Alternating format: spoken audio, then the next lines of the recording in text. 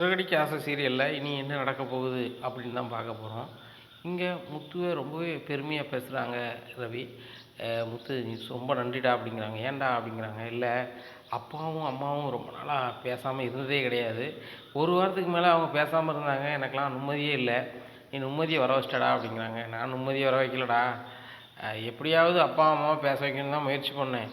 மீனா வந்து அதுக்கு ஒரு உத்வேகம் கொடுத்தா. அந்த உத்வேகம் தான் வந்து என்ன வந்து இப்படி ஆக்கியிருக்கு அப்படிங்கிறாங்க. என்ன உத்வேகம் அப்படிங்கிறாங்க. இல்லை, மீனா மாடியில் வீடு கட்டணுங்க. அதுக்கு நம்மளுக்கு வந்து இந்த நம்ம 2 பேர் வருமானம் மட்டும் காணாது. கூடுதலாக வருமானம் ஏதாவது வேணும் வைக்கணும் அப்படிங்கும்போது பேசிகிட்டு இருக்கும்போது மீனா தான் சொன்னால், அந்த 2 லட்ச ரூபா இப்போ இருக்குல்ல அப்படிங்கிறாங்க. யார்? மனோஜ் தந்ததா அப்படிங்கிறாங்க. ஆமாம், மனோஜ் தந்த 2 லட்ச ரூபா வச்சு நம்ம இன்னொரு கார் வாங்கி விடுவோங்க. அது வாடகை கூட்டா வருமானம் வரும் அப்படின்னு சொன்னா அப்படிங்கிறாங்க. சூப்பர்ரா அப்படிங்கிறாங்க. அதான்டா நான் வந்து ஒரு கார் ஷோரூமில் போய் ஒரு கார் வாங்குறதுக்காக போனேன். போகும்போது மீனாவை கார் பார்க்க வர சொன்னால் அங்கே போனோன்னே அவள் ஒன்று சொல்லுதா, இந்த மாதிரி அப்பாவும் அம்மாவும் வந்து உங்கள் அப்பாவும் அம்மாவும் பேசாமல் இருக்காங்க. இப்படி இருக்கும்போது நீங்கள் வந்து காரை வாங்கிட்டு வந்து வீட்டுக்கு வந்தீங்கன்னா யாருக்குமே சந்தோஷம் இருக்காது அப்படின்னு சொல்லும்போது தான் எனக்கு தோணுச்சு, நம்ம இதை பஞ்சாயத்து பண்ணதுக்கு பஞ்சாயத்து தலைவர்னால் நம்ம பாட்டி தானே அப்படின்னு சொல்லிட்டு தான் பஞ்சாயத்து தலைவர் கூப்பிட்டு வரணும்னு சொல்லிட்டு போனேன். அதான் இந்த கதை நடந்துச்சு அப்படிங்கிறாங்க. இதை முன்னாடியே செஞ்சுருக்கலாம் முத்து அப்படிங்கிறாங்க.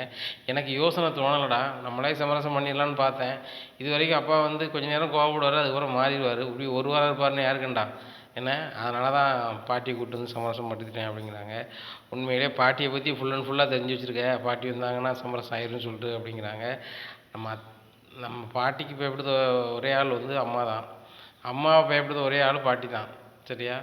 அதனால் வந்து பாட்டி வந்தால் தான் அம்மாவுக்கு சரியாக வரும்னு நினச்சி தான் கூப்பிட்டு வந்தேன்.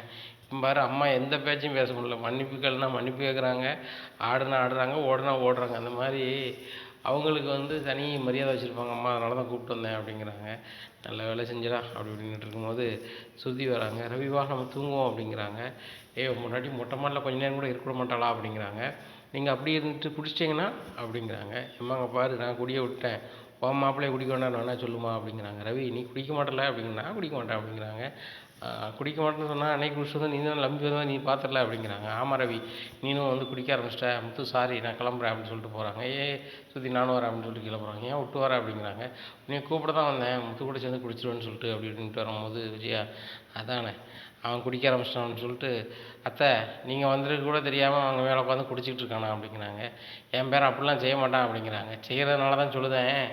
முத்து மேலே குடிச்சிக்கிட்டு இருப்பான் உங்களுக்கு, சுருதி மேலே போயிருக்கா, அங்கே ரவி நின்று பேசின்னு விட்டோன்னா குடிகாரன்ட்டு என்ன பேச்சுன்னு கூட்டி வந்திருக்கா.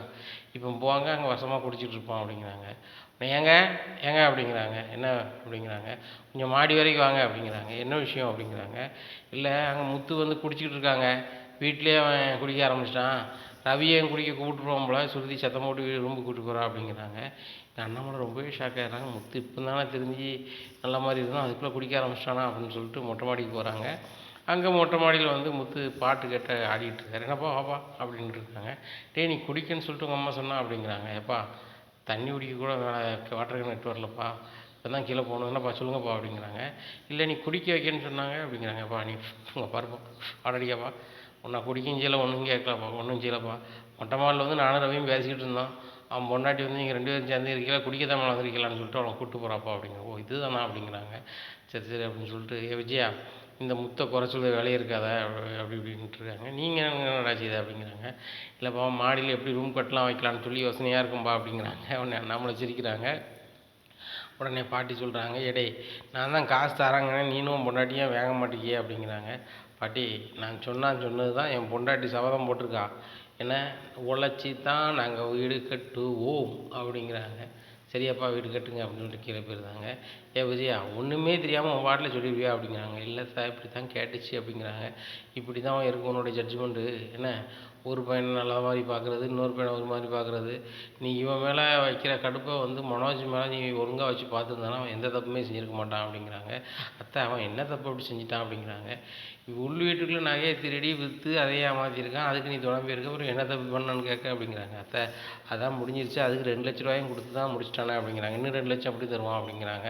அத்தை, ரோகிணி தந்துடுவா, ரோகிணி பெரிய பணக்காரி, பார்த்தீங்கள, நீங்கள் சொன்னீங்க மாதம் 50 ரூபா கொடுத்து கழிங்கன்னு சொல்லிட்டு உங்கள் பையன் காசுக்கு, அதுக்கு ரோகிணி பொறுப்பேற்று நான் தரேன் அப்படின்னு சொல்லிட்டா. ரோகிணி மாக்கு மாறமாட்டாத்த, இப்படி தான் வீட்டு பத்திரம் அடவில் இருந்துச்சு, அதை உடனே ஒரு 2 நாளில் வந்து திருப்பி தந்தா, அது மாதிரி இதையும் கொடுத்துருவா அப்படிங்கிறாங்க. 2 நாளில் திருப்பி தந்தாளா? வீட்டு பத்திரத்தை அவளுக்கு வச்சு தானே அடமானம் வச்சு கொடுத்த அப்படிங்கிறாங்க. எங்கள் விஜயா அப்படியே கவுந்துக்கிட்டு இருக்காங்க. அத்தை அவளுக்கு தான் வச்சு கொடுத்தேன், ஆனால் வந்து உடனே திருப்பி தந்துட்டாள் அத்தை, அந்த இது வேணும்ல அப்படிங்கிறாங்க. உடனே அவள் பார்லர் எதையும் விற்றுட்டாளா? உன் பேரில் பார்லர் வச்சுருந்தாளா அப்படிங்க. அத்தை விற்கலாம் செய்யலை, பேர் தான் மாற்றிருக்கா அப்படிங்கிறாங்க. அப்படியா? அண்ணாமலை பேர் மாற்றினா விற்காமலே பேர் மாற்றிடுவாங்களா அப்படிங்கிறாங்க. ஏம்மா அது நம்மளுக்கு உண்மை நல்லா தெரியல, இந்த பிள்ளை பார்லர் வச்சுருக்காங்க, விஜயா மருமக தான் வச்சுருக்காங்க, எல்லாம் கடவுளுக்கு தான் விழிச்சோம் அப்படிங்கிறாங்க. அதுவும் சரி தான், பார்லர் வச்சு நம்ம என்ன செய்ய போகிறோம்? ஒழுங்காக வருமானம் வருதாம்மா அப்படிங்கிறாங்க. அத்தை அது லட்சக்கணக்கில் சம்பாத்தியம் பண்ணுதா அப்படிங்கிறாங்க. லட்சக்கணக்கில் சம்பாத்தியம் பண்ணுறோம், அந்த சம்பாத்தியத்தை என்ன செய்கிறா அப்படிங்கிறாங்க. அத்தை எல்லாத்தையுமே வீட்டுக்கு தான் கொடுக்குறா அப்படிங்கிறாங்க. அண்ணாமலை அந்த பொண்ணு வீட்டுக்கு தான் எல்லாத்தையும் கொடுக்கா அப்படிங்கிறாங்க. அதெல்லாம் இல்லைம்மா அப்படிங்கிறாங்க. அண்ணாமலை இல்லைங்க நீ இருக்குங்க, என்ன தான் கதை அப்படிங்கிறாங்க. உடனே அண்ணாமலை சொல்கிறாங்க, ஏம்மா மாதம் இவருக்கு 5000 பேட்டா கொடுக்கா, இந்த பேட்டாவை வாங்கிட்டு அவளுக்கு விசுவாசமாக இருக்கா அப்படிங்கிறாங்க. ஓ அதுதான் இந்த கதையா? சுருதியோடு அவள் மேம்பட்டவா, மீனாவோட மேம்பட்டவான்னு சொல்லிட்டு காரணம் அதானே அப்படிங்கிறாங்க. அத்தை அது மட்டும் இல்லை, என் பேரை கடைக்கு வச்சா எனக்கு தரக்கூடிய ஷேரிங்கை மாதம் தந்துட்டுருக்கா அத்தை. அடுத்த மாதத்துலேருந்து 10,000 தரேன்னு சொல்லியிருக்கா அப்படிங்கிறாங்க. 10,000 தரலாம் அப்படிங்கிறாங்க. ஆமாம், அவங்க வீட்டுக்கார் வேறு வந்து ஃபர்னிச்சர் கடை வச்சுட்டாரு, அதனால் ரோஹிணி வந்து 10,000 தரேன்ருக்கா அப்படிங்கிறாங்க. ஆனால் என் பையனுக்கு வந்து மாதம் 50,000 கொடுக்குறதுக்கு அவனால் முடியலைன்னு சொல்லி ரொம்ப சங்கடப்பட்டு பேசுவான். அது போக அவன் பொண்டாட்டி வந்து தாரன்னு அசால்ட்டாக சொல்லுவாள், உனக்கு அவங்க மாதம் 10,000 தருவாங்க. இப்படி தந்துக்கிட்டு இருந்தாங்கன்னா அவங்களுக்கு எப்படி மிச்சப்படும் அப்படிங்கிறாங்க. அத்தை அவங்கெல்லாம் இப்போ லட்சத்தில் சம்பாத்தியம் பண்ணுறவங்களாயிட்டாங்க. இந்த முத்து மீனா மாதிரி 50க்கு 100க்குமா வந்து அல்லாடிட்டு கிடக்காங்க அப்படிங்கிறாங்க. உனக்கு இந்த முத்து மீனாவும் குறை சொல்லணும்னா தூக்கம் வராதா அப்படிங்கிறாங்க. அத்தை உண்மையை தானே சொன்னேன், அவங்களுக்குன்னு வருமானம் என்ன இருக்குது அப்படிங்கிறாங்க. அவங்க வந்து சிறுக உழைச்சி பெரிய ஆளாக வருவாங்க அப்படி இப்படின்னுட்டு இருக்காங்க. இந்த சூழ்நிலை முத்து வந்து அண்ணாமலை கூப்பிட்றாப்பா, கிளம்புங்கப்பா பாட்டி கிளம்புங்க, அம்மாவையும் கூட்டி வாங்கப்பா அப்படிங்க. எங்கடா போகிறோம் அப்படிங்கிறாங்க. வாங்கப்பா அப்படிங்கிறாங்க. எங்கே போகிறோம் சொல்லுங்கள் அப்படிங்கிறாங்க. இல்லைப்பா ஒரு கார் ஷோரூம் வரைக்கும் போகிறோம் அப்படி. கார் ஷோரூமுக்கா அப்படிங்கிறாங்க. ஆமாப்பா ஒரு வண்டி ஒன்று பார்த்து வச்சுருக்கோம்ப்பா, அது வாங்க போகிறோம்ப்பா அப்படிங்கிறாங்க. ஏற்கனவே எனக்கு வண்டி இருக்கலடா அப்படிங்கிறாங்க. இல்லைப்பா இன்னொரு கார் வாங்கினா வாடகைக்கு ஓட விடலாம்லப்பா, அதான்ப்பா அப்படிங்கிறாங்க. சரி ரைட்டு, நான் சந்தோஷமான செய்தி தான் முத்து, இப்படியே முன்னேறி வாடா அப்படிங்கிறாங்க. சரி பாட்டி அப்படிங்கிறாங்க. எல்லோரும் முத்து காரில் போய் இறங்குறாங்க. பாட்டி இந்த காரை தான் செலக்ஷன் பண்ணியிருக்கேன் எப்படி இருக்குது அப்படின்னு சொல்லி அந்த ரெட் காரை காமிக்கிறாங்க. பார்த்தோன்னே டேய் ரொம்ப சூப்பராக இருக்குடா, இந்த கலர் உங்கள் தாத்தாவுக்கு ரொம்ப பிடிக்கும் அப்படிங்கிறாங்க. எனக்கு தாத்தாவுக்கு பிடிக்கும்னு முன்னாடியே தெரியும், இதுதான் என் பொண்டாட்டி பிடிக்க தான் வாங்கியிருக்கேன் அப்படிங்கிறாங்க. சரி ரைட்டு, இந்த காரில் யார் பேரில் இருக்குது அப்படின்னு பார்க்குறாங்க. பார்க்கும்போது நாச்சியார் நிலை இருக்குது. இதை பார்த்தோன்னு வச்சியா, அத்தை நீங்கள் வந்திருக்கிறதுனால உங்களை வந்து ஐஸ் வைக்கிறதுக்கு அப்படி செஞ்சுருக்கான் அப்படிங்கிறாங்க. உடனே அண்ணாமலை முத்து சொல்கிறார், எப்போ நான் இந்த ஸ்டிக்கர் ஏதோ ஒற்றை இஞ்சியெல்லாம் ஒன்றும் செய்யலை, ஏற்கனவே இந்த காரை வச்சுருந்தவங்க வந்து நாச்சியார்னு தான் பேர் வச்சுருந்துருக்காங்க, அதே பேரில் தான் ஓட போகுது, பாட்டி பேர் இருக்குது நம்மளுக்கு ஆசீர்வாதம் தான் அப்படிங்கிறாங்க. டேய் முத்து எப்போவும் போல் உன் பேரையும் பொண்டாட்டி பேரையும் சேர்த்து எம்முன்னு எழுதிருப்பி, அதை மாதிரி எழுதுதா அப்படிங்கிறாங்க. இல்லை பாட்டி அது வந்து மீனா நினைவாக இருக்கட்டும், இது உங்கள் நினைவாக இருக்கட்டும் அப்படிங்கிறாங்க. டேய் பேரா ரெண்டுமே உன் பொண்டாட்டி தான் பண்ணது தான் அப்படிங்கிறாங்க. இல்லை பாட்டி நீங்கள் மீனாவுக்கு போட்ட நகை தானே அப்படிங்கிறாங்க. உடனே அத்தை இப்போமா தான் அவனுக்கு நினைவு வரட்டும், அவன் பொண்டாட்டி வீட்டிலேருந்து ஒன்றும் வரலைன்னு அவனுக்கு நினைவு இருக்கட்டும் அப்படிங்கிறாங்க. விஜயா உங்கள் வீட்டிலேருந்து என்னம்மா வந்துச்சு, ஒன்றும் வரலலா, ஏன் நீ அடுத்தவங்களை குறைச்சி சொல்லிக்கிட்டு இருக்க அப்படிங்கிறாங்க. அத்தை இது வீடு இல்லை, இது ஷோரூம் அப்படிங்கிறாங்க. உடனே இந்த சூழ்நிலையில் வந்துட்டு மனோஜ் பார்க்குறாரு. பார்த்துட்டு ரோஹிணி இது சூப்பராக இருக்குல்ல, நம்ம காரை எக்ஸ்சேஞ்ச் பண்ணி இதே காரை வாங்கிடுவோமா, நம்ம வந்து அந்த மேனேஜர்கிட்ட பேசினா கூட 10,000 தரதுன்னா நம்மளுக்கு தந்துடுவாங்க அப்படிங்கிறாங்க. மனோஜுங்க பாருங்கள், ஏற்கனவே நம்ம வீட்டுக்கு வந்து மாதம் 50 ரூபா கொடுக்கணும், முத்துக்கு இப்போ 2 லட்ச ரூபா மொத்தமாக கொடுக்கணும், ஆக வந்து நம்மளுக்கு பணம் கொடுக்கணும் அப்படிங்கிறாங்க. நீ தான் உங்கள் அப்பாட்ட வாங்கி கொடுத்துருன்னு சொன்னியே ரோஹிணி அப்படிங்கிறாங்க. எங்கள் அப்பா ஜெயிலில் இருக்கார், எப்படி வாங்கி கொடுக்க முடியும் அப்படிங்கிறாங்க. ரோஹிணி அப்போ நான் எப்படி கொடுக்க முடியும் அப்படிங்கிறாங்க. நம்ம தான் கொடுக்கணும், வேறு வழி கிடையாது அப்படிங்கிறாங்க. ரோஹிணிங்க பாரு அதுக்கு வாய்ப்பே இல்லை அப்படி இப்படிங்கிறாங்க. ஒன்று செய்வோம், உனக்கு தெரிஞ்ச ஃப்ரெண்ட்ஸ்கிட்ட நீனும் வாங்க, எனக்கு தெரிஞ்ச ஃப்ரெண்ட்ஸ்கிட்ட நானும் கடை வாங்குறேன் அப்படிங்கிறாங்க. ரோஹிணி என் ஃப்ரெண்ட்ஸ் யாரும் கடன் தர மாட்டாங்க அப்படிங்கிறாங்க. உன் ஃப்ரெண்டு இருக்கார்ல யார் அப்படின்னு கேட்குறாங்க. உன் ஃப்ரெண்டு தான் பார்க்கில் இருப்பார்ல அப்படிங்கிறாங்க. யார் அந்த அவனா மொட்டையனா அப்படிங்கிறாங்க. ஆமாம் அவர் தான், சந்தோஷம் தான் சொல்கிறேன் அப்படிங்கிறாங்க. சந்தோஷத்தை என்ன செய்யணும் அப்படிங்கிறாங்க. சந்தோஷம் வந்து 1 லட்ச ரூபாயை தாண்டி யாரும் கொடுக்க மாட்டான்னு சொல்லுதல்ல அப்படிங்கிறாங்க. ஆமாம் அப்படிங்கிறாங்க. நீ ஒரு 1 லட்ச ரூபா கேளு, நான் என் ஃப்ரெண்ட்ஸோட ஐடி ப்ரூஃப் எல்லாம் வச்சுட்டு நான் சும்மையாவது அவங்கள தலையை கட்டி விட்டு போயிருந்தேன், அவங்கள ஒரு 5 பேர் கணக்கு காட்டி ஒரு 5 லட்சம் வாங்குவோம், அது போக நான் 1 லட்சம் வாங்குவேன், 6 லட்சம், நீ உனக்கு 7 லட்ச ரூபா ஆச்சு. இந்த 7 லட்ச ரூபா வச்சு முதல்ல வந்து ஒரு 2 லட்ச ரூபாயை முத்துட்டு கொடுப்போம், அப்போ 5,00,000 இருக்குது. இந்த 5,00,000 வச்சு என்ன செய்வோம்னாக்க மாதம் மாதம் 50 ரூபா கொடுக்குற மாதிரி 50 ரூபா அக்கௌண்ட்லேருந்து எடுத்து கொடுத்துருவோம் அப்படிங்கிறாங்க. சரி இது பண்ணலாம், சந்தோஷுக்கு வட்டி கொடுக்கணும்ல அப்படிங்கிறாங்க. சந்தோஷுக்கு வட்டி கொடுக்குறது நம்ம பார்த்துக்கலாம், கொஞ்சம் கொஞ்சமாக தானே கொடுக்க போகிறோம் அப்படிங்கிறாங்க. ஒரே ஆள்கிட்ட வந்து கேட்க மாட்டார்ல, அப்படி பணம் தரலைனாலும் அவங்க அட்ரஸ் இதை நோக்கி போயிட்டுருப்பாங்க. அவங்க கடை வாங்கலாம் வைக்கலான்னு சொல்லிகிட்டு இருப்பாங்க. அன்னைக்கு ரோஹிணி கூப்பிட்டா வச்சா நான்லாம் வந்தேன்னு தான் சொல்லிக்கிட்டு இருப்பாங்க அப்படிங்கிறாங்க. அப்போ நம்மளுக்கு எதுவும் பிரச்சனை வந்துடாதா அப்படிங்கிறாங்க. பிரச்சனை வந்தால் போலீஸ் ஸ்டேஷனுக்கு போவாங்க. அவங்க பேரில் பணத்தை வாங்க நான் என்ன சார் பொறுப்பாவேன் அப்படி இப்படின்னு சொல்லிட்டு எப்படியாவது நம்ம தப்பிச்சுக்கிட்டோம், ஒன்றும் பிரச்சனை இல்லை அப்படிங்கிறாங்க. ரோஹிணி இதெல்லாம் தப்பு இல்லையா அப்படிங்கிறாங்க. மனோஜ் நம்ம முன்னேறினா எது செஞ்சாலும் தப்பு இல்லை அப்படிங்கிறாங்க. சரி ரோஹிணி அப்படியே செய்வோம், ஃப்ரெண்டோட ஐடி குரூப்லாம் வாங்கிட்டு வா, நேரத்துலாம் தனியாக வேணும்னு சொல்லிட்டு அவங்க என்னென்ன தொழில் பண்ணுதாங்கன்னு சொல்லி நான் அவனுக்கு ரெக்கமெண்ட் பண்ணுறேன், தந்துடுவான். அதுக்கப்புறம் எனக்கு ஒரு 1,00,000 தான், முன்னாடிக்கு ஒரு 1,00,000 தான்னா தந்துடுவான்.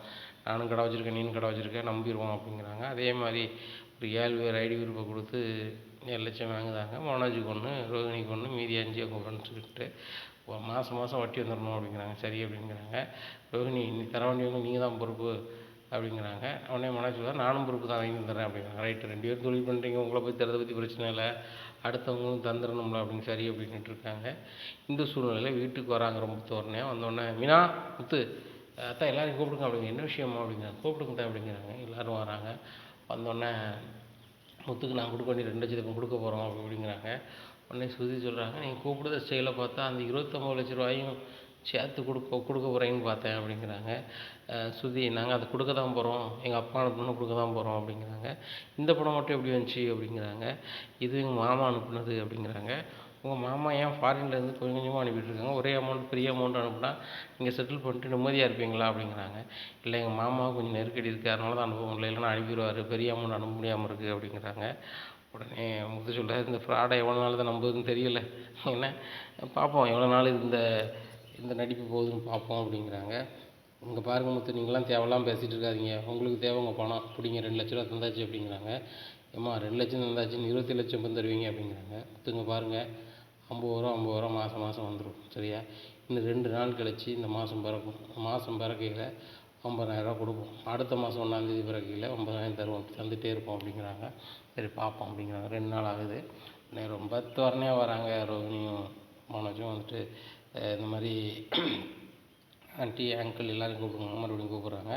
மாதம் மாதம் 50 ரூபா அங்கிள் பணத்துக்கு கொடுக்குறோன்னு சொல்லியிருந்தோம், பாருங்கள் 50 ரூபா கொண்டு வந்திருக்கோம் அப்படின்னு சொல்லிட்டு 50 ரூபாயை கொடுக்குறாங்க. உடனே இதை பார்த்த உடனே அண்ணாமலைக்கு பயங்கர சந்தோஷம். முத்துக்கு ரொம்ப ஆச்சரியமாக இருக்குது. நீ என்னடா கொடுக்க, நீ அவ்வளோ நல்லவனடா அப்படிங்கிறாங்க. ஆமாம் என் புருஷன் என்ன பண்ணும், அவ்வளோ குறைஞ்சவரா அப்படி இப்படின்ட்டு இருக்காங்க. இங்கே பார்லரம்மா, இந்த பணம் வந்து மனோஜ் வந்து நான்லாம் பற்றியிருக்க வாய்ப்பே இல்லை.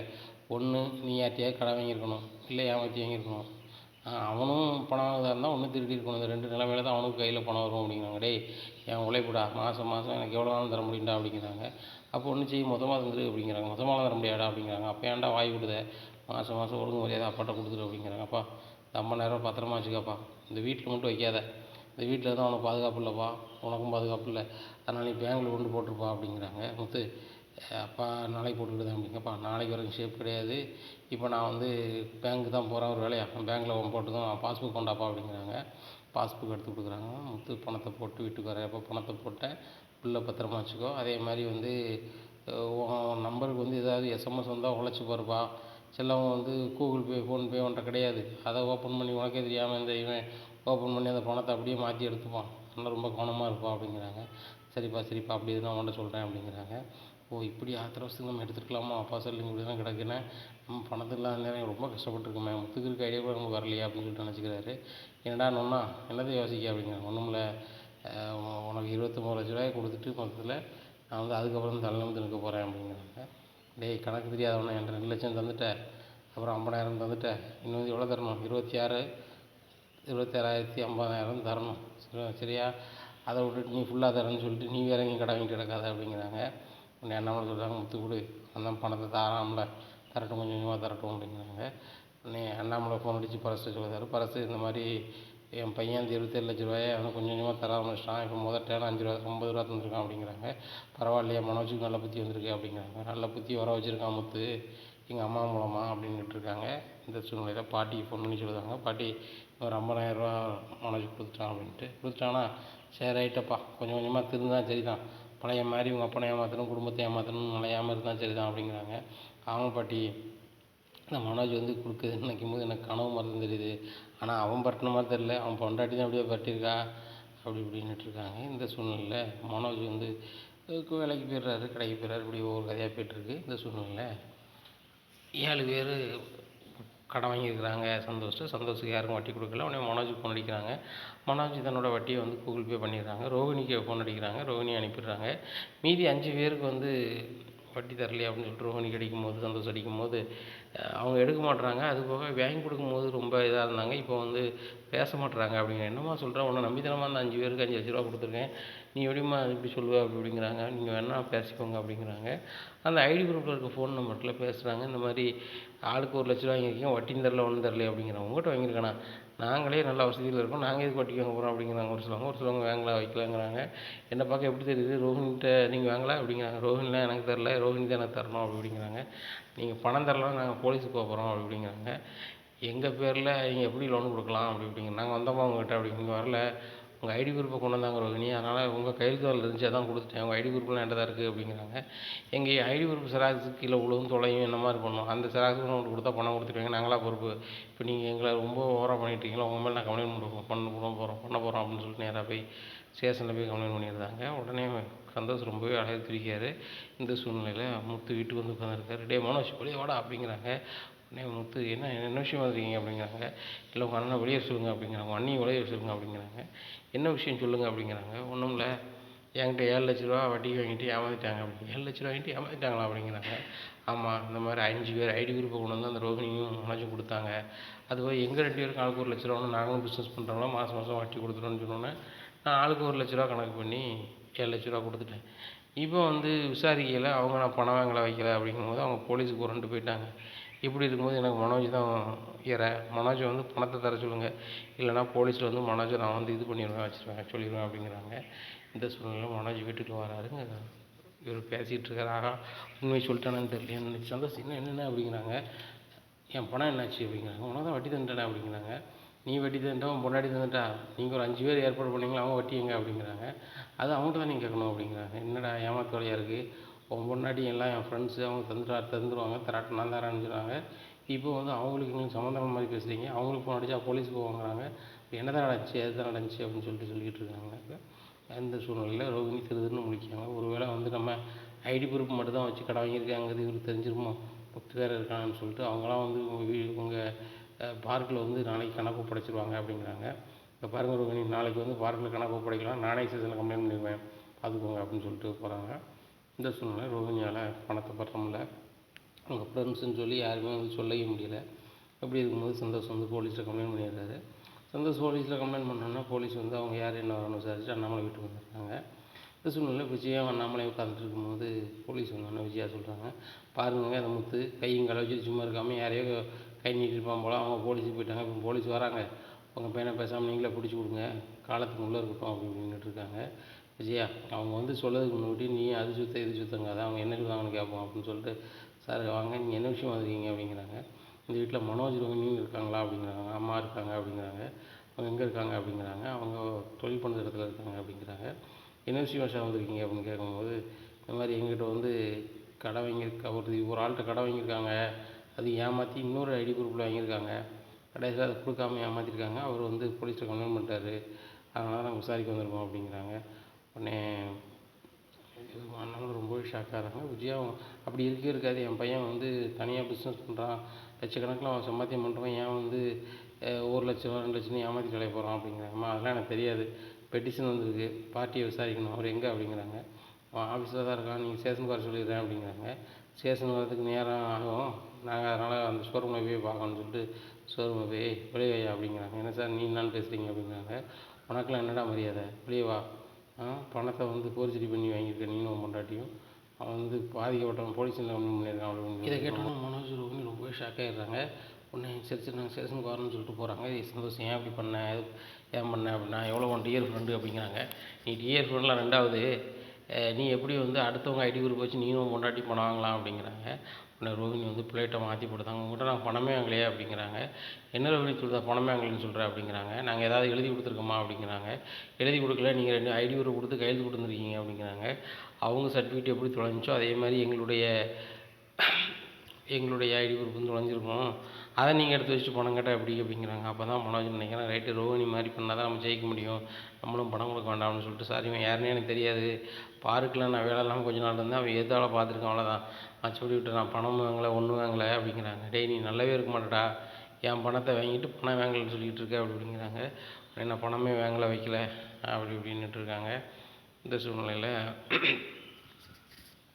முத்து ஸ்டேஷனுக்கு ஆஜராகிறாரு. சார் இவர் எங்கள் அண்ணன் சார் அப்படிங்கிறாங்க. தம்பி இவன் சீட்டிங் பண்ணிட்டாலே தான் அவன் தம்பியா அப்படிங்கிறாங்க. சார் அவனுக்கு அண்ணன் தம்பி முறை அவ்வளோதான், மற்றபடி அவன் சீட்டிங் நமக்கு சம்மந்தம் கிடையாது. அவன் பேங்க் பாஸ்புக் வந்து போலீஸ் கொண்டு வர சொன்னாங்க சார், கொண்டு வந்திருக்கேன் அப்படிங்கிறாங்க.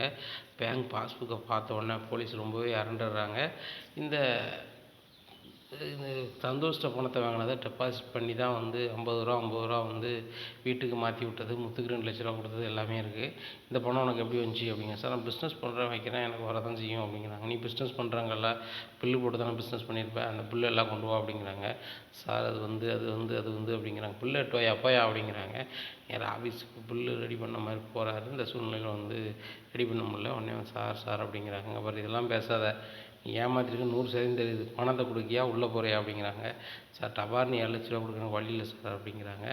7 லட்ச ரூபா வழி இல்லையா, சரி ரைட்டை ஒன்று செய், உன் கார் வச்சுருக்கல, உன் கார் வந்து மதிப்பு என்னன்னு பார்ப்போம், ஒரு மெக்கானிக் வர சொல்லி மதிப்பு போடுறேன் அப்படிங்கிறாங்க. உடனே முத்து சொல்கிறார், சார் அந்த கார் வந்து நீங்கள் 3.5 லட்ச ரூபா மதிப்பு இருக்குங்க சார் அப்படிங்கிறாங்க.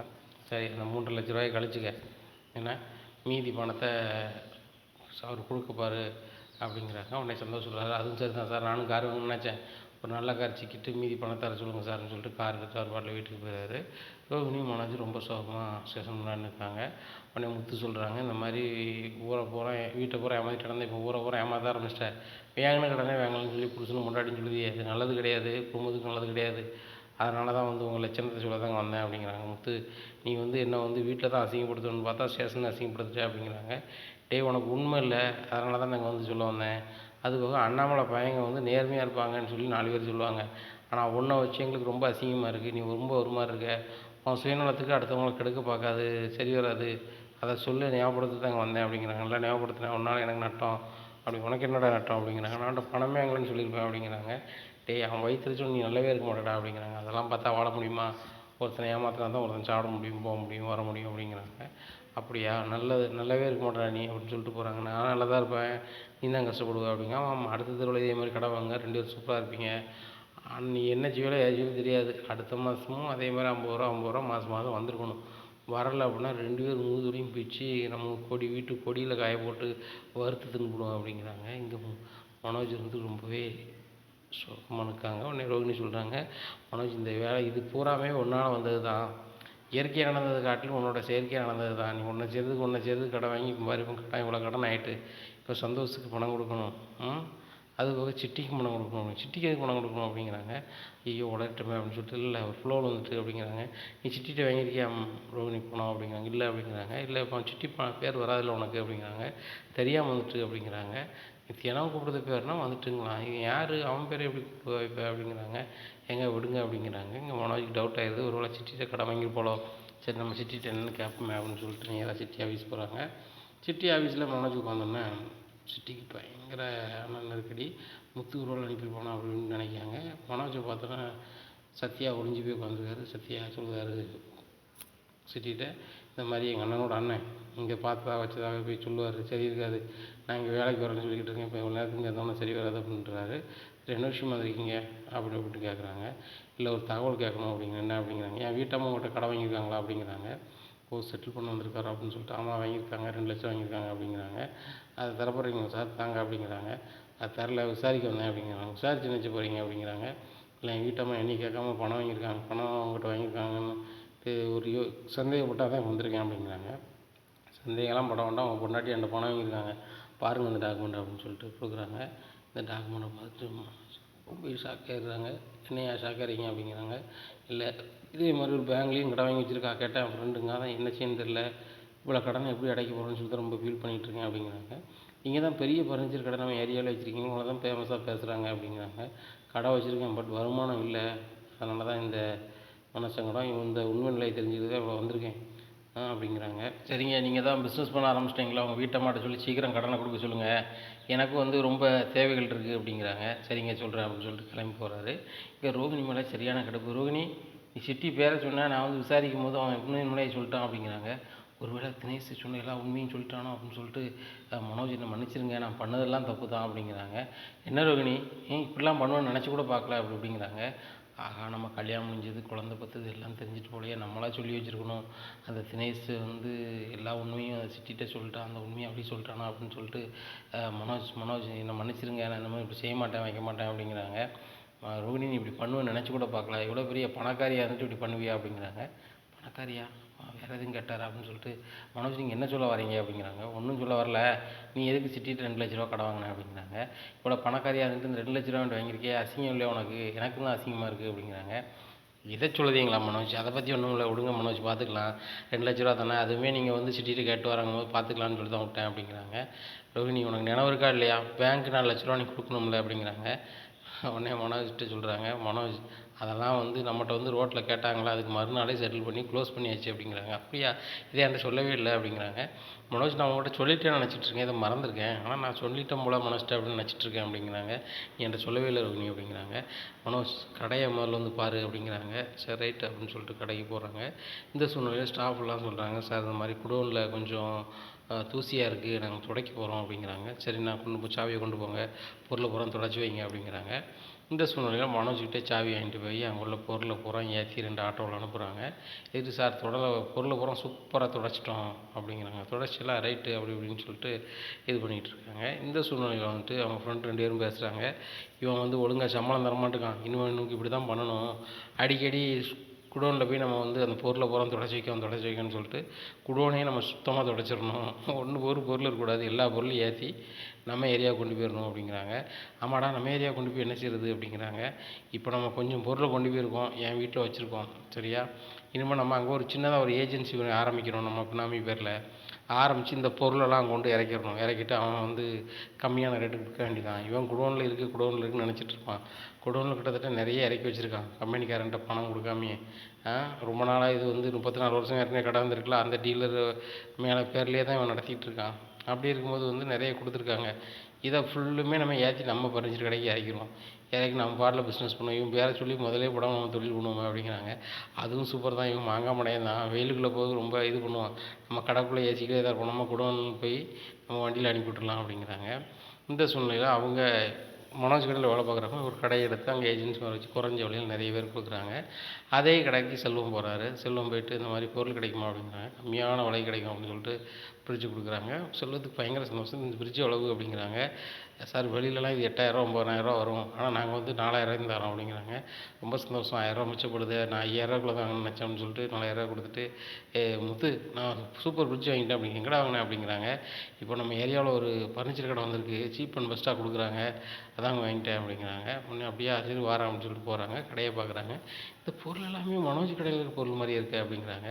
உடனே செல்வம் சொல்கிறாரு, டேய் இங்கே பாரு முத்து, இந்த கடையில் வந்து எல்லா பொருளும் கம்பெனிக்குள்ளே தான் இருக்குது, எல்லா கம்பெனி பொருளும் ஒரே மாதிரி தான் இருக்கும் அப்படிங்கிறாங்க. அப்படியா அப்படின்னு சொல்லிட்டு, டேய் மனோஜ் உங்கள் கடையில் எதுவும் காணாமல் போயிருக்கா அப்படிங்க, என் கடையில் ஏன்டா காணாமல் போகுது அப்படிங்கிறாங்க.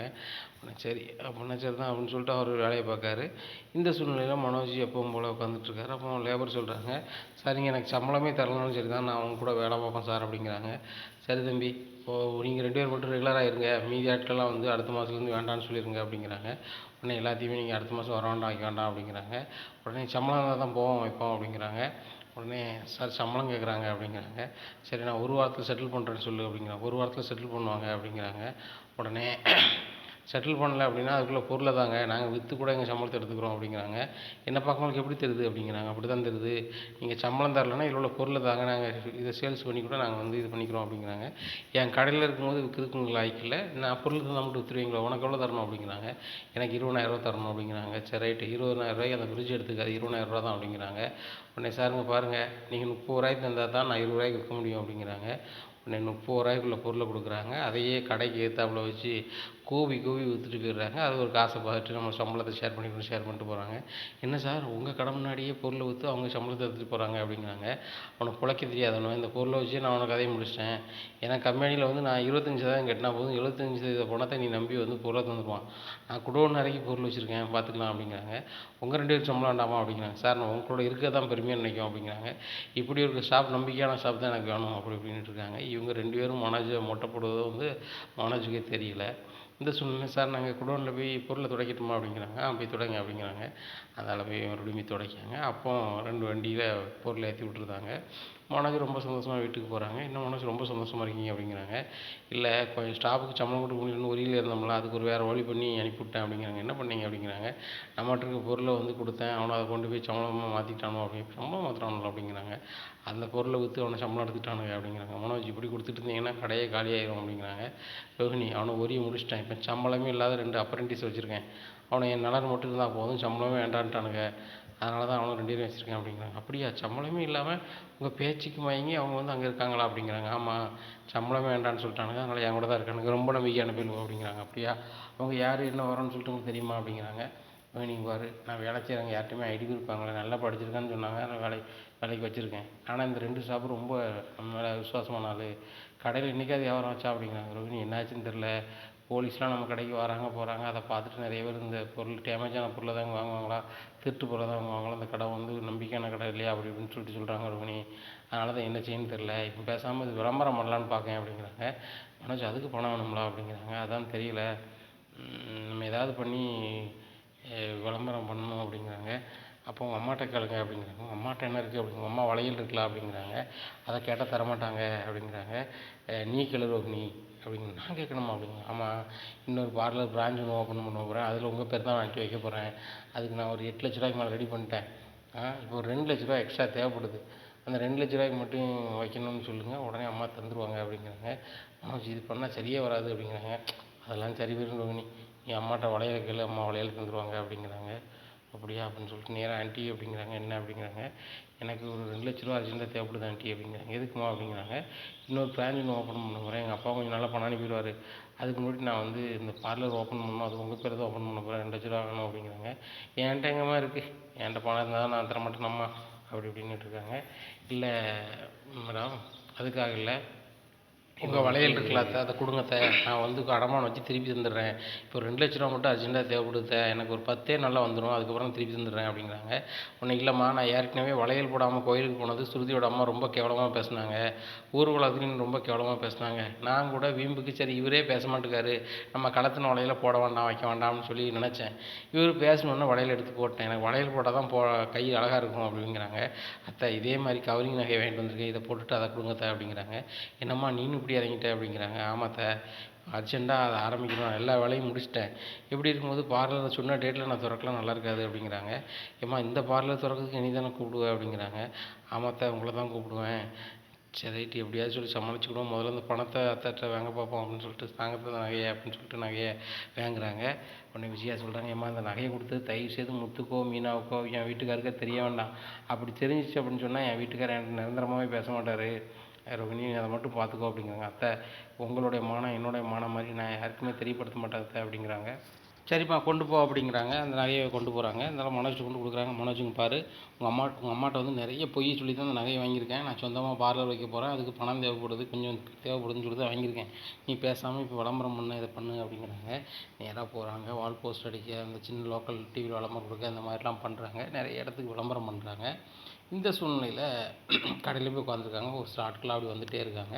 வரவங்க பூரா சொல்கிறாங்க, விளம்பரம் பண்ணது இருந்தீங்களா, அதனால் வந்து நல்லா ரீச் ஆகிருக்கு சார் அப்படின்னு சொல்லிட்டு பொருள் வாங்குறாங்க. பொருள் வாங்கும்போது ஒரு 4 லட்ச ரூபாய்க்கு வியாபாரம் ஆகுது ஒரே நாளில். அப்போ 1 லட்ச ரூபா கிடைக்கும். உடனே ரோஹிணி வந்து சொல்கிறாங்க, ரோஹிணி 1 லட்ச ரூபா கிடச்சிருச்சு அப்படிங்கிறாங்க. அந்த 1 லட்ச ரூபா கொண்டாங்க மனோஜ் அப்படின்னு சொல்லிட்டு அந்த 1 லட்ச ரூபாயை கொண்டு அந்த நகையை அடை வச்சு இது கொண்டு கட்டுறாங்க. அப்புறம் இன்னொரு நாள் இன்னொரு வியாபாரம் பண்ணுறாங்க. அன்றைக்கி 1 லட்ச ரூபா கிடைக்கும். அதை கொண்டு இன்னொரு அந்த நகையை திருப்பி கொண்டு நேராக அத்தைட்ட கொடுத்துட்றாங்க. அத்தவங்க வளையல் பிடிங்க, ரொட்டேஷனுக்கு வந்துடுச்சு பணம் அப்படிங்கிறாங்க. அப்படியே ரோஹிணி நல்ல வேலை மானத்தை காப்பாற்றிட்டோமா, வழி தெரியாமல் நகையை தந்துட்டு அப்படின்னுட்டு இருக்காங்க. சரி பார்லர் என்றைக்கு ஓப்பன் பண்ண போகிறேன் அப்படிங்கிறாங்க. அத்தை பார்லர் ஓப்பன் பண்ணலான்னு தான் பார்த்தேன். மாநகராட்சியிலேருந்து ஏதோ பெர்மிஷன் வாங்கணுமா, முன்னாடி மாதிரி இல்லை. அதனால் பெர்மிஷனுக்கு அப்ளை பண்ணியிருக்கேன். பெர்மிஷன் அப்ளை பண்ண பிறகு இது பண்ண போகிறேன் அப்படிங்கிறாங்க. சரிம்மா, இந்த பார்லர் எங்கே ஓப்பன் பண்ண போகிறேன் அப்படிங்க. ஐயோ, அத்தைக்கு தெரிஞ்சால் எங்கே எதுன்னு விசாரிச்சுட்டு இருப்பாங்க அப்படின்னு சொல்லிட்டு கொஞ்சம் தூரமாக சொல்லுவோம் அப்படின்னு சொல்லிட்டு, அடையாரில் அத்தை. அடையார்லையா? அடையாருக்கு எப்படிம்மா போயிட்டு வருவேன் அப்படிங்கிறாங்க. அத்தை, அடையார்லாம் இப்போ இல்லாத தூரம் இல்லை அத்தை. அடையாருக்கும் நுங்கம்பாக்கத்துக்கும் போயிட்டு வந்துடுவேன் அப்படிங்கிறாங்க. சரி பார்த்துக்காமா, இவ்வளோ தூரத்துக்கு போயிட்டு வந்துடுவேன்னு தெரில அப்படிங்கிறாங்க. இல்லை போயிட்டு வந்துடுவேன், இப்போ அவங்க பெர்மிஷனுக்காக அப்ளை பண்ணியிருக்கேன் அப்படிங்கிறாங்க. சரிம்மா, பெர்மிஷன் வாங்கினோன்னே சொல்லு, அத்தையே வந்து கடையை திறந்து தரேன், ரொம்ப ரஷ்யாக இருக்குமா அப்படிங்கிறாங்க. ஆமாத்த, உங்கள் நகை ரொம்ப ஆசையானது, அதான் உடனே பணம் பிறந்துச்சு அப்படிங்கிறாங்க. உங்கள் அப்பா என்னாச்சு ஏதாச்சுன்னு கேட்டியாம்மா அப்படிங்கிறாங்க. நான் மாமாவுக்கு ஃபோன் அடிச்சுட்டு இருக்கேன், போக மாட்டேங்குது அப்படிங்கிறாங்க. அப்படி இருக்காதம்மா, ரோஹிணி வந்து பெரிய ஆளாக இந்த வீட்டில் இருக்கணும், இந்த சுருதி வந்து ஓவராக பண்ணிகிட்ருக்கா. என் சொல்லதையும் கேட்குறது கிடையாது, வைக்கிறதும் கிடையாது, ஏட்டி கூட்டி பேசிகிட்டு இருக்கா. அவளோட நீ பெரிய ஆள் நிரூபிக்கணும் அப்படின்னு சொன்னால் உங்கள் அப்பாட்ட வந்து பல கோடி ரூபாயை நீ வாங்கிட்டு வந்து இந்த வீட்டில் நான் யாருன்னு நிரூபிக்கணும். அப்போனா தான் இந்த சுருதி வந்து அடங்குவா. இந்த மீனா அவளை வந்து காக்கா பிடிச்சிட்டு கிடக்கா, அவளும் வந்து நாளைக்கு ரோகிணி நீ வச்சேதாம்மா வரிசை அவன் சொல்ல கேட்கன்னு வருவான், அந்த மாதிரி நீ பண்ணணும் அப்படிங்கிறாங்க. கண்டிப்பாக ஒரு நாள் நான் பெரிய ஆளாக வருவேன், என் புருஷனும் பெரிய ஆளாக வருவாங்க, அன்னைக்கு இந்த மீனாவும் முத்து வந்து உங்கள் முன்னாடி சரண்டர் ஆகுங்க பாருங்க அத்தை அப்படிங்கிறாங்க. அந்த நாளை தாம்மா எதிர்நோக்கிட்டு இருக்கேன். அந்த முத்து மீனாவும் ஓவராக பண்ணிகிட்டு இருக்காங்க, அதெல்லாம் மாறணும்னா நீங்கள் கண்டிப்பாக வந்து பெரிய ஆளாகணும் அப்படிங்கிறாங்க. அத்தை, கண்டிப்பாக நாங்கள் பெரிய ஆளாகும், அதை பற்றி நீங்கள் கவலையப்பட வேண்டாம் அப்படிங்கிறாங்க. ஆமாம்மா, அந்த நாளை தான் நானும் எதிர்நோக்கிக்கிட்டு இருக்கேன் அப்படின்ட்டு இருக்காங்க. இந்த சூழ்நிலையில் மனோஜ் சொல்கிறாங்க வந்துட்டு, ரோகிணி இன்னும் கொஞ்சம் விளம்பரம் நல்லா பண்ணணும் அப்படிங்கிறாங்க. மனோஜ், ஏற்கனவே உங்களுக்கு 2 லட்ச ரூபா நான் அத்தட்ட எப்படி வாங்கினு தெரியுங்களா அப்படிங்கிறாங்க. அதில் இன்னும் 1 லட்ச ரூபா இருக்குது, அந்த 1 லட்ச ரூபா வச்சு விளம்பரம் பண்ணுறேன்னு சொல்லிட்டு நல்லா விளம்பரம் பண்ணுறாங்க. சோறு விளம்பரம் சென்னை சிட்டி ஃபுல்லாக அடித்து ஓட்டுறாங்க. இந்த சூழ்நிலையில் கூட்டம் ஏகப்பட்ட கூட்டம் வருது. அப்போ கடையில் பூரா பொருளை பார்க்குறாங்க. கடையில் வைக்கிற பொருள் எல்லாமே பார்க்குறதுக்கு மட்டும்தான், மற்றபடி கொடுக்குறதுக்கு பொருள் எல்லாமே குடோனில் தான் அனுப்புவோம் அப்படின்னு சொல்லி மனோஜ் பில்டப் பண்ணிகிட்டு இருக்காரு. இங்கே 2 பேர் வேலை பார்க்குறவங்க எல்லாருமே அங்குள்ள பொருளை பூராமே ஆட்டையை போட்டாங்க. அங்கே ஒன்றுமே கிடையாது. இங்கே கிட்டத்தட்ட ஒரு 100-150 பேருக்கு மேலே கடையில் பொருள் வாங்க நிற்கிறாங்க. சரி வாங்க, எல்லோரும் வாங்க, எந்தெந்த பொருள்லாம் பிடிச்சிருக்கு உங்களுக்கு அப்படின்னு சொல்கிறாங்க. எங்களுக்கு ஃப்ரிட்ஜ் வேணுங்கிறாங்க, ஒரு ஆள் வாஷிங் மிஷின் வாங்குறாங்க, ஒன்று அது வாங்குறாங்க, இது வேணுங்கிறாங்க. இப்படியா இருக்குது. இந்த சூழ்நிலையில் எல்லாரையுமே அங்கே கூப்பிட்டு போகிறாங்க. குடோனை திறந்து பார்க்குறாங்க. குடோனில் ஒத்த பொருளும் இல்லை. இதை பார்த்தோன்னா மனது ரொம்ப ஷாக் ஆகிடுறாரு. பொருள் எங்கே போச்சு அப்படிங்கிறாங்க. உடனே வேலை பார்க்குற 2 பேர் சொல்கிறாங்க, சாவி உங்கள்கிட்ட தான் இருக்குது அப்படிங்கிறாங்க. என்கிட்ட தான் இருக்கப்போ எங்கே போச்சு, யாரும் பின்னாடி உடச்சி எட்டு போயிட்டாங்களா, வச்சுட்டாங்களா அப்படின்னு பார்க்குறோம். ஒன்றும் உடப்பில்லை. வாசல் சாவி வேறு என்கிட்ட இருக்குது, என்ன செய்யனே தெரில. ஆனால் மனோஜுக்கு அப்போ கூட சிந்தனை வரல, நம்ம பொருளை துடைக்கன்னு சொல்லிட்டு இன்னும் 2 பேர்கிட்ட தான் சாவி கொடுத்தோமேன்னு சொல்லிட்டு. இந்த சூழ்நிலையில் வந்துட்டு நேராக போலீஸுக்கு போகிறாரு. போலீஸ் போனோன்னே போலீஸுக்கு போகிறாரு. போலீஸ் போய் இந்த மாதிரி தான் குடோனில் உள்ள பொருளை காங்கல சார் அப்படின்றாங்க. காங்கலையா, என்னப்பா உனக்கு இதே தான் ஜோலியா, ஒன்று ஏமாறுற, 4 லட்ச ரூபா கொடுத்து ஏமாந்தாங்க, பொருளையும் கொடுத்து ஏமாந்தாங்க, இப்போ ஒன்று இப்படிங்கிற அப்படிங்கிறாங்க. அவன் சார் எதுவும் ஒன்றும் வாங்க சார், குடோனை பார்க்க போவோம் அப்படிங்கிறாங்க. குடோனை போலீஸை பார்க்கறது கூப்பிட்டு வரதுக்குள்ளே இந்த பொருள் வாங்க வந்தவங்க பொறுமை தாங்காமல் மனோஜ் கடையில் இந்த பொருளை பூரா தூக்கிட்டு கிளம்பிடுறாங்க. வந்து பார்க்குறாரு, கடையும் காலியாக இருக்குது, குடோனும் காலியாக இருக்குது. சார் நிறைய பேர் இருந்தாங்க, இப்போ கடை வந்து எல்லா பொருளும் எட்டு போயிட்டாங்க, இப்போ குடோன்லையும் காங்கல அப்படிங்கிறாங்க. உன்னை பார்க்க காமெடியாக தான் இருக்குது. பொருள் வந்து இங்கே இல்லைல்ல, அங்கே இருக்க பொருளே விற்க வேண்டியதானே. நிறைய ஆட்களை வர சொல்லி இப்போ நோட்டீஸ்லாம் வச்சுருக்க. இப்போ என்னென்னா பொருளை காங்கலன்ட்ருக்க அப்படிங்கிறாங்க. சரி வந்து ஸ்டேஷனில் வந்து கம்ப்ளைண்ட் கூட வரும் பார்க்கலாம் அப்படிங்கிறாங்க. சார் என் பொருளை முதல்ல கண்டுபிடிச்சி கொடுங்க அப்படிங்கிறாங்க. ஆமாடா, நீ வந்து ஒவ்வொரு வேலையாக வந்து எங்களுக்கு கொடுத்துட்டே இருப்ப, நான் உங்களுக்கே பார்த்துட்டு வேறு வேலை பார்க்க வேண்டாமா அப்படிங்கிறாங்க. சார் என்ன சார் இப்படி பேசுகிறீங்க அப்படிங்கிறாங்க. உனக்கு எப்படி பேசுவாங்க, எங்கள் நேரத்தை பூரா கெடுத்துட்டு வச்சுட்டேன் அப்படின்னு சொல்லிட்டு பெட்டிஷன் வாங்கிட்டு நேராக ஸ்டேஷனுக்கு போகிறாங்க. என்ன சார் எப்படியாவது என் பொருளை கண்டுபிடிச்சாங்க சார் அப்படிங்கிறாங்க. பாரு, கண்டுபிடிச்சா தருவோம், அவ்வளோதான். ஏன்னா ஒரு திருட்டு பொருள் ஒரு இடத்துல கண்டுபிடிச்சி அவன்கிட்ட கொண்டு தரலையா, நீ அவன்கிட்ட ரேட்டை கொடுத்து வாங்கலையா, அதை மாதிரி கிடச்சா தருவோம் அப்படிங்கிறாங்க. சார் என் பொருளே தூக்கிட்டு இருப்பாங்க, நானும் ரேட்டு கொடுத்து வாங்கணுமா அப்படிங்கிறாங்க. நீ ரொம்ப அகம் பேசிகிட்டு இருக்க, போயிட்டு வா, கண்டுபிடிச்சிட முடியாது, போயிட்டு வா அப்படிங்கிறாங்க. சார் உங்களோட ஹையர் ஆஃபீஸரை நான் பார்க்க அப்படிங்கிறாங்க. தயவு செய்து போயிட்டு வா அப்படிங்கிறாங்க. நேராக ஹையர் ஆஃபீஸர் போய் வாங்க. சார் இந்த மாதிரி என் கடையில் பொருள்லாம் காணாம போயிட்டு கண்டுபிடிச்சிட்டாங்க சார் அப்படிங்கிறாங்க. எப்போ குடோனில் உள்ள பொருள் காணாமல் போனதுக்கு கொடுக்குறியா, கடையை காமிக்கிறியா அப்படிங்கிற, ரெண்டுமே சார் அப்படிங்கிறாங்க. குடோனில் காணாமல் போனதுக்கு பொறுப்பு நீ தான், சாவி உங்கள்கிட்ட இருக்குது, அந்த பொருள் எதுவும் உடைக்கலை வைக்கலை, அதில் ரேகை பார்க்கும்போது ரேகை தான் இருக்குது அப்படிங்கிறாங்க. இந்த சூழ்நிலை அந்த குடோன் சாவியை திறக்கும் போது அந்த பூட்டை வந்து கைப்பற்றக்கூடாதுன்னு சொல்லிட்டு அவங்க கை உரையெல்லாம் போட்டு தான் திறந்துருக்காங்க. நீ அதில் சிசிடிவி வேறு வைக்கலை அதனால் வந்து அதில் இருக்க ஒன்றும் இது பண்ண முடியாது. என்ன உன் கடையில் பொருள் விற்குது, டெலிவரி ஆகுது, ஏன்னா அந்த கேமராவில் உன் கடையில் உள்ள பொருள் தான் போகுது, உன் கடையில் உள்ள ஸ்டாஃபும் போகிறாங்க வராங்க, அதனால் ஒன்றும் செய்ய முடியாது அப்படிங்கிறாங்க. என்ன சார் இப்படி சொல்கிறீங்க? இப்படி தான் சொல்ல முடியும் அப்படிங்கிறாங்க. எங்கள் வீட்டுக்கு ரொம்ப சோகமாக வராங்க. இந்த சூழ்நிலையில் ரோகிணி சொல்கிறாங்க எல்லார்ட்டையும், என் வீட்டுக்கார் எவ்வளோ அசதியாக வராரு பாருங்க, இன்றைக்கி சரியான வியாபாரம், சிட்டி ஃபுல்லும் நோட்டீஸ் வந்து மனோஜ் கடை நோட்டீஸ் தான், அவ்வளோ பெருமையாக பேசுகிறாங்க, அது பெரிய கடை, அது வந்து பயங்கரமாக சேல் பண்ணுறாங்க அப்படி இப்படின்னு சொல்லிட்டு, மனோஜ் இன்றைக்கி எத்தனை லட்ச ரூபாய்க்கு விற்றுச்சு, இன்றைக்கி எவ்வளோ விற்றுச்சு சொல்லு அப்படிங்கிறாங்க. ரோகிணி கடையே காலி ஆகிட்டு அப்படிங்கிறாங்க. பார்த்தீங்களா, கடையே காலி ஆகிட்டு, கிட்டத்தட்ட 30 லட்ச ரூபாய்க்கு மேலே விற்றுருக்கும். மனோஜ் நீங்கள் லாபம் மட்டும் நம்மளுக்கு எவ்வளவு அப்படிங்கிறாங்க. உடனே மனோஜ் ஒரு பதிலும் சொல்ல முடியாமல் ஹாலிலே உட்காந்துருக்காரு. உடனே முதலாளியா சொல்லுங்கள், உங்கள் மேடம் உங்கள் வீட்டம்மா கேட்காங்களா, சொல்லுங்கள் எத்தனை லட்ச ரூபாய்க்கு விற்றீங்க அப்படிங்கிறாங்க. உடனே டேய் அதை வைத்து வச்சுல ஏன்டா கேட்க அப்படிங்கிறாங்க. சொல்லுங்க ஐயா, அவங்க வீட்டம்மா கேட்குறாங்க எத்தனை லட்ச ரூபா விற்றீங்கன்னு சொல்லிட்டு அப்படிங்கிறாங்க. முத்து நீங்கள் சும்மா இருங்க, அவர் பல லட்ச ரூபாய்க்கு விற்றுருக்காரு, அசதியில் இருக்கார், உங்களை மாதிரி கார் ஓட்டிகிட்டு வந்து அசதிக்காக படுத்து கிடக்கார் வீட்டில் அப்படிங்கிறாங்க. உடனே மீனா சொல்கிறாங்க, என் வீட்டுக்காரையும் குறைச்சி பேசிகிட்டு இருக்கீங்க அப்படிங்கிறாங்க. ஏம்மா உங்கள் வீட்டுக்காரை குறைச்சி பேசலை, என் வீட்டுக்காரை குறைச்சி உங்கள் வீட்டுக்காரர் பேசக்கூடாதுன்னு சொல்லு அப்படிங்கிறாங்க. அண்ணாமலை சொல்கிறாங்க, ஏன் நீங்கள் மாற்றி மாற்றி சண்டை போட்டுட்ருக்கீங்க, டேய் மனோஜ் என்னடாச்சு அப்படிங்கிறாங்க. எப்பா என் கடையில் உள்ள பொருளை பூரா கொள்ளடிச்சு போயிட்டானப்பா. என்னடா சொல்கிற அப்படிங்கிறாங்க. ஆமாப்பா, முதல்ல குடோனில் வந்து போய் திறந்து பார்த்தா குடோனில் ஒரு பொருளும் இல்லை, ஸ்டேஷனில் போய் கம்ப்ளைண்ட் பண்ணிட்டு வரதுக்குள்ளே கடை வந்து எல்லாம் போயிடுச்சு அப்படிங்கிறாங்க. அப்போ நீ ஸ்டேஷனுக்கு போகும்போது கடை திறந்து தான் இருந்துச்சா அப்படிங்கிறாங்க. ஆமாப்பா கடை திறந்து இருந்துச்சு, வரும்போது பார்க்குறேன் ஸ்டாஃப் மட்டும்தான் இருக்காங்க, கடையில் ஒன்றுமே இல்லை, கேட்கும்போது வந்தவங்க வந்து பொருளை பூரா எடுத்துகிட்டு போயிட்டாங்க அப்படின்னு சொல்கிறாங்க, எனக்கு யார் என்னன்னே கண்டுபிடிக்க முடியலப்பா அப்படின்ட்டு இருக்காங்க. சரி இதெல்லாம் திருந்தவே மாட்டேடா, போச்சா அவங்க மாமன் அந்த பணம் போச்சா அப்படிங்கிறாங்க.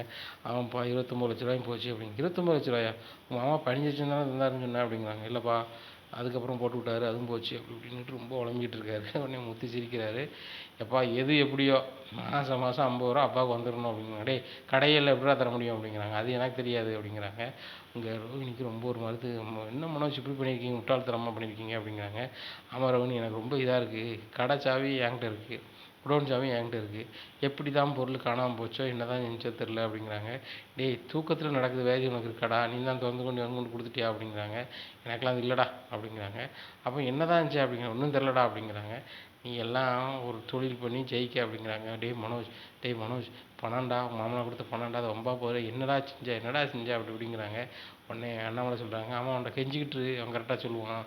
டேய் என்னடா செஞ்ச, போலீஸ் போய் கம்ப்ளைண்ட் பண்ணியா பண்ணலையா அப்படிங்க. இப்போ போலீஸ்லாம் கம்ப்ளைண்ட் பண்ணிட்டேன், அவங்க கிடைச்சாதான் தருவாங்க அப்படின்னு சொல்கிறாங்க அப்படிங்கிறாங்க. ஆமாம் கிடைச்சாதான் தருவாங்க, நீ 27 லட்ச ரூபா நீ ஒரு பிள்ளை ஏமாற்றான்னு போனான்ட்டு சொன்னேன், அதுவும் போச்சு அப்படிங்கிறாங்க. டேய் முத்து நீ ஒன்று செய், செல்வத்துக்கு சொந்தக்கார பையன் ஒரு வக்கீல் இருக்கார்ல, அவரை கூப்பிட்டு போய் ஸ்டேஷனுக்கு போ அப்படிங்கிறாங்க.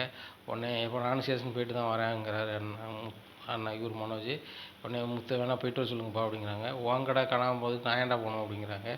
சரி போயிட்டு வாமல, நாங்கள் இருந்தால் வரேன், போலீஸ் ஒரு நடவடிக்கை எடுக்க மாட்டேங்காங்க, வக்கீலை கூட்டி அதை போய் பேசு அப்படிங்கிறாங்க. உடனே செல்வத்தை கூப்பிட்டு போகிறாரு. அப்போ தான் ரோகிணி ஞாபகம் வருது. மனோஜ் அப்படிங்கிறாங்க. என்ன அப்படிங்கிறாங்க.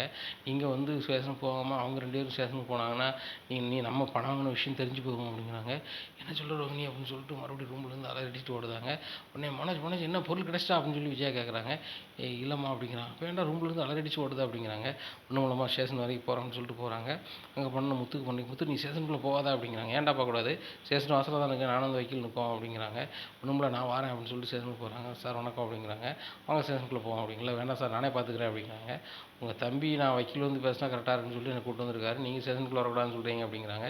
இல்லை சார் நான் எல்லாம் பேசிட்டேன், அவங்க எஃப்ஐஆர் போட்டாங்க, அவங்க கண்டுபிடிக்கிற ஸ்டேஜில் இருக்காங்க, இப்போவே நீங்கள் பேசுனீங்கன்னா அவங்க வேலை செய்ய மாட்டாங்க சார் அப்படிங்கிறாங்க. அதுவும் சார் தான் அப்படின்னு சொல்லி திரும்பி போயிருக்காங்க. இவன் ஏன் வந்து ஒரு பொருளை காணலை அப்படின்னு சொன்னால் இவன் பதட்டம் அடையாமல் நம்ம உள்ளே போகக்கூடாதுன்னு நினைக்கிறான் அப்படின்னு சொல்லிட்டு, சரி இது ஏதோ இருக்குது அப்படின்னு சொல்லிட்டு போயிடுறாரு. இந்த சூழ்நிலையில் ஸ்ருதி வந்து ரொம்பவே அச்சமாகவே இருக்காங்க. இந்த மாதிரி ரோகிணி சொன்னாங்களே, குழந்த பிறக்கும்போது அதாவது வயிற்றில் வந்து ஒரு வாரிசு வளர்ந்துச்சு அப்படின்னு சொன்னால் நான் அப்படி ஆகும் இப்படி ஆகும்னு சொன்னாங்களே அப்படின்னு சொல்லிட்டு, நம்மளுக்கு வாரிசே வேண்டாம், சரி வராது, நம்ம பேசாமல் தத்தெடுத்துட்டானே அப்படி இப்படின்னு சொல்லிட்டு பல மாதிரி நினைக்காங்க. அப்போ வந்து ஒரு ஆசிரமத்துக்கு போகிறாங்க. போய் இந்த மாதிரி தத்தெடுக்கனா என்ன நடைமுறை அப்படிங்கிறாங்க. அவங்க அந்த நடைமுறை சொல்லுதாங்க. முன்னாடி மாதிரி டேரெக்டாக பண்ண முடியாதுமா, நீங்கள் வந்து ஆன்லைனில் அப்ளை பண்ணி பெர்மிஷனோட சட்டப்படி பெர்மிஷனோட தான் நீங்கள் பண்ண முடியும் வைக்கணும் நடைமுறை சொல்லி விடுதாங்க. உடனே நேராக வீட்டுக்கு வராங்க. வீட்டுக்கு வந்து எல்லாரையும் வாங்க அப்படின்னு சொல்லிட்டு கூப்பிட்றாங்க. உடனே எல்லோரும் வராங்க. வந்தோடனே என்ன அப்படின்னு கேட்குறாங்க. உடனே இல்லை நம்ம வீட்டு நடைமுறையில் எல்லாருமே எந்த விஷயத்த சொன்னாலும் எல்லோரும் கூப்பிட்டு தான் சொல்லுவீங்க, அதனால் நானும் கூப்பிட்டு சொல்கிறேன் அப்படிங்கிறாங்க ஸ்ருதி.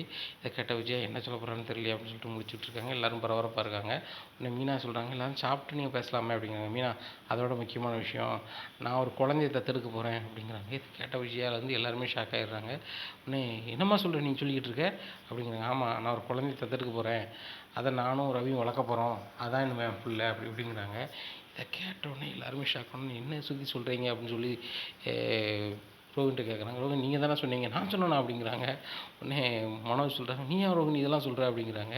உடனே பார்த்தீங்களாப்பா அந்த பார்லர் அம்மாவுக்கு தேவையில்லாத வேலை, காலகாலத்தில் பிள்ளை பத்து வளருங்க நல்ல மாதிரி இருக்குன்னு சொல்லுவாங்க, எடுத்த எடுப்பில் இந்த பிள்ளை வந்து ஆசிரமத்தில் போய் பிள்ளை எடுத்து வளங்கன்னு சொல்லியிருக்காங்க அப்படிங்கிறாங்க.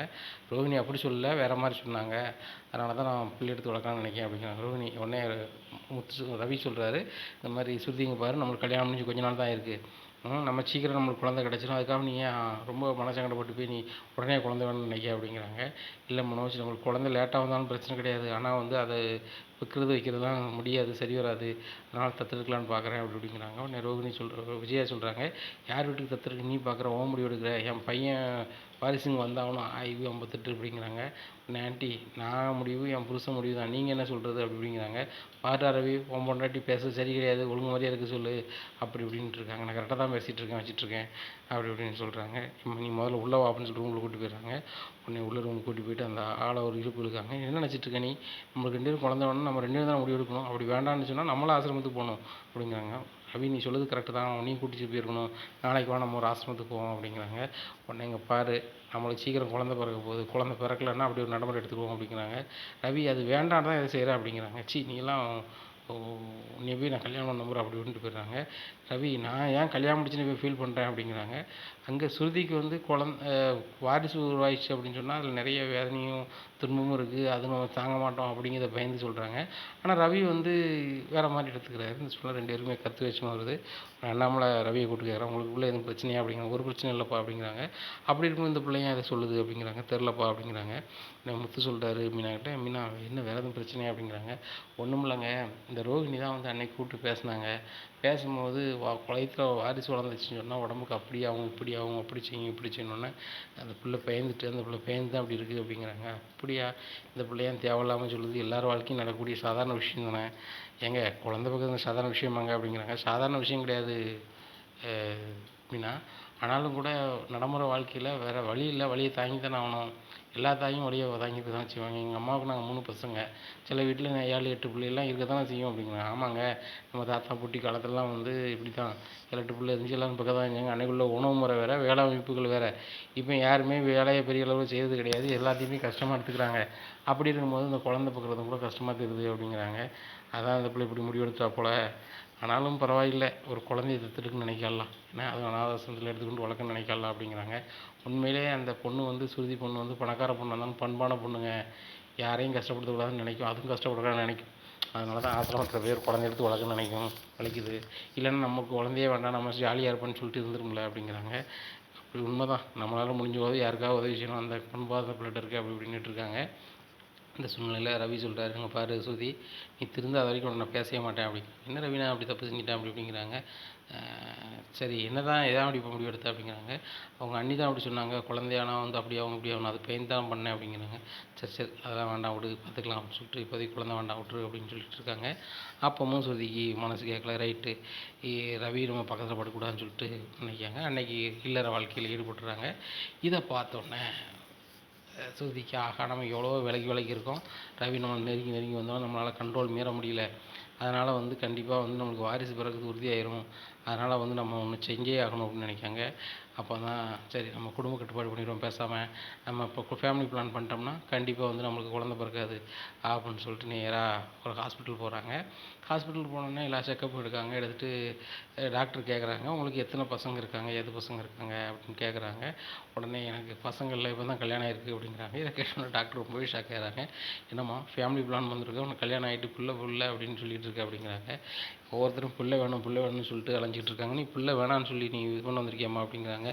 ஆமாம், உண்மையிலே எனக்கு பிள்ளை வேணாம், அதுக்கு தான் வந்திருக்கேன். எனக்கு அந்த வலி வேதனை தாங்க முடியாது, அதனால தான் பண்ண போகிறேன் அப்படிங்கிறாங்க. உங்கள் அட்ரஸ் சொல்லுங்கம்மா அப்படி இப்படிங்கிறாங்க. உடனே நான் பிறந்த வீட்டு அட்ரஸ் சொல்லணுமா, புகுந்த வீட்டு அட்ரஸ் சொல்லணுமா அப்படிங்கிறாங்க. 2 வீட்டு அட்ரஸுமே சொல்லுங்கம்மா அப்படிங்கிறாங்க. 2 வீட்டு அட்ரஸ் சொல்கிறாங்க. 2 வீட்டு அட்ரஸ் ஃபோன் நம்பரையும் கொடுங்கம்மா, ஃபோன் நம்பரையும் கொடுத்துட்றாங்க. இவ்வளோ தகவல் எதுக்கு வாங்குறீங்க அப்படிங்கிறாங்க. இல்லை, இந்த மாதிரி ஆப்ரேஷன் பண்ணும்போது நாங்கள் வந்து எல்லாத்தையும் வாங்கிக்குவோம் அப்படிங்கிறாங்க. அப்படியா, ஒன்றும் பிரச்சனை இல்லை அப்படிங்கிறாங்க. இந்த சூழ்நிலையில் 2 நம்பரையும் வாங்கிட்டு ஹாஸ்பிட்டல்லேருந்து ஃபோன் அடித்து சொல்லிடுறாங்க. இந்த மாதிரி சுருதின்னு ஒரு பொண்ணு வந்திருக்கு. அந்த பொண்ணு வந்துட்டு எனக்கு குழந்தை வேணாம், ஃபேமிலி பிளான் பண்ணணும், பண்ணியே ஆகணும்னு சொல்லிட்டு நிற்குது. எங்களுக்கு என்ன செய்ய செய்யன்னு தெரியல. எங்களுக்கும் ஒரு சில நடைமுறைகள் இருக்குது. குறிப்பிட்ட குழந்தைகள் இருக்கணும், அதுபோக குறிப்பிட்ட காலத்துக்கு வந்து அவங்களுக்கு குழந்தை அதிகமாக பிறந்திருந்தால் அது வளர்க்க முடியாது, வைக்க முடியாது நடைமுறை வரும்போது அப்படி செய்ய முடியும். எடுத்த எடுப்புலேயே அப்படி செய்யக்கூடாது அப்படின்னு நடைமுறை இருக்குது. அதை சொன்னாலும் அந்த பொண்ணுக்கு புரிய மாட்டேங்குது. அதனால் நீங்கள் புரிய வைக்க சீக்கிரம் வாங்க அப்படிங்கிறாங்க. எல்லோரும் கேள்வி போட்டு ரொம்ப கடுப்பாகி ஓடி வராங்க. இந்த சூழ்நிலையில் முத்துக்கு மீனா ஃபோன் அடிக்கங்க, இந்த மாதிரி சுருதி பொண்ணு வந்து ஃபேமிலி பிளான் பண்ண அங்கே ஹாஸ்பிட்டல் போயிருக்காங்க, இந்த ஹாஸ்பிட்டலுங்க அப்படிங்கிறாங்க. மீனா இரு வரேன் அப்படின்னு சொல்லிட்டு கார் எடுத்து போகிறாங்க. இந்த பிள்ளை ஏன் இப்படி ஒன்றுனா பரபரப்பாக பண்ணிகிட்டு இருக்கு அப்படிங்கிறாங்க. தெரியலங்க, எல்லாமே இந்த ரோஹிணி சொல்லது தான் மனசில் நினச்சிட்டு இருக்கும் போல அப்படின்னு சொல்லிட்டு எல்லாரும் போய் பார்க்குறாங்க. இந்த சூழ்நிலையில் சுருதியோட அம்மா வராங்க. சுருதி என்ன நீ பண்ண அப்படிங்கிறாங்க. ஏம்மா ஒன்றும் பண்ணலாமா, தான் பண்ணதுக்குள்ள நீங்கள் வந்துட்டீங்களே, இனிமேல் தான் பண்ண போகிறோமா, வாமா உட்காரு அப்படிங்கிறாங்க. உனக்குலாம் அறிவு இருக்காடி அப்படிங்கிறாங்க. அறிவு இருக்கவே தான் வந்திருக்கேன் அப்படிங்கிறாங்க. ஏன்டி எல்லாரும் குழந்தை வேணும் குழந்தை வேணும் அலையும்போது நீ ஏன்டி குழந்தை வேண்டான்னு இது பண்ணுற, அப்போ ஏன்டி நீ கல்யாணம் முடிச்ச அப்படிங்கிறாங்க. ஏம்மா கல்யாணம் முடிச்சது ரவியை பிடிச்சிருந்துச்சி, முடிச்சிருந்தேன். ஆனால் வந்து நான் இப்படி கஷ்டப்பட்டு தான் வந்து பிள்ளை பக்கம் வைக்கணும், அது என்னால் முடியாதுமா, அதெல்லாம் நான் ஃபேமிலி பிளான் பண்ண வந்திருக்கேன் அப்படிங்கிறாங்க. இதை பாரு, எனக்கு வர கடுப்பு நான் என்ன செய்யணும்னு எனக்கே தெரியாது, ஒருமுக மரியாதையே கிளம்பு அப்படிங்கிறாங்க. உடனே விஜயா சொல்கிறாங்க, சம்மந்தி எனக்கு சரியான கோவத்தில் வந்தேன், நீங்கள் வந்தோடனே இப்படி எனக்கு பண்ணிட்டேன், அப்படி கண்ட்ரோல் பண்ணி நிற்கேன், ஒழுங்கு வச்சு தான் உங்கள் பொண்ணை வர சொல்லுங்க அப்படிங்கிறாங்க. எல்லோரும் வெளியே கூட்டி போயிடுறாங்க. டாக்டர் சொல்கிறாங்க, நான் உங்கள்கிட்ட சொன்னோம்னா நீங்கள் எதுக்கு ஃபேமிலிலாம் சொன்னீங்க வச்சிங்க அப்படிங்கிறாங்க. ஏமாங்க பாருங்கள், கல்யாணம் முடிஞ்சு கொஞ்ச நாள் ஆன பிள்ளைக்கு நான் பண்ணக்கூடாது, அதான் எல்லோரும் வர சொன்னேன், நாங்கள் சொன்னால் நீங்கள் கேட்க மாட்டீங்க, அதனால தான் வர சொன்னேன் அப்படிங்கிறாங்க. நான் சக்ஸஸ்ஃபுல்லாக பண்ணியிருப்பேன், கெடுத்தீங்களா அப்படின்னு சொல்லி இந்த ரவி உனக்கு கொஞ்சம் கூட அறிவில்லை அப்படிங்கிறாங்க. நான் அறிவில்லையா அப்படிங்கிறாங்க. ஆமாம், நான் குழந்தை வேண்டான்னு தள்ளி போனாலும் நீ வந்து நெருங்கி வந்து இல்லற வாழ்க்கை வாழ்கிற, பிறகு நான் குழந்தை ஆகிட்டு நான் என்ன செய்ய முடியும், அதான் நான் இப்படி பண்ணேன் அப்படிங்கிறாங்க. உன்னை எல்லோரும் புருஷன்னா வரதான் செய்வான், போதான் செய்வான், நீ வந்து எதுக்காக அங்கே வருவியா போவியா அப்படின்னு சொல்லிட்டு கேட்குறாங்க. உடனே மீனா கேட்குறாங்க, ஏன் சுற்றி இப்படி பண்ணுறீங்க, எல்லார் மனசையும் கஷ்டப்படுத்துறீங்க அப்படிங்கிறாங்க. நான் கஷ்டப்படுத்தல மீனா, எனக்கு வந்து அந்த ரோகிணி சொன்னதுனால வந்து எனக்கு ரொம்ப பயமாயிருச்சு அப்படி இப்படிங்கிறாங்க. உடனே ரோகிணியை டவார்னு ஒரு இழுப்பு விட்டுருதாங்க விஜயா. நீ என்ன நினச்சிட்ருக்க, அந்த பிள்ளைய வந்து நீ மனசை இது பண்ணியிருக்க அப்படிங்கிறாங்க. அத்தை என்ன நீங்கள் இப்படி கை நீட்டிங்க அப்படிங்கிறாங்க. அப்புறம் கை நீட்டாமல் என் குடும்ப வாரிசு அவள் சோம்பா, இப்போ என் பையன் பெரிய ஆளாக வருவான்னு சொல்லி நான் கனவுகளோடு இருக்கேன், இந்த கனவுகளை சிதைச்சிட்ருக்க அப்படிங்கிறாங்க. அத்தை அப்படிங்கிறாங்க.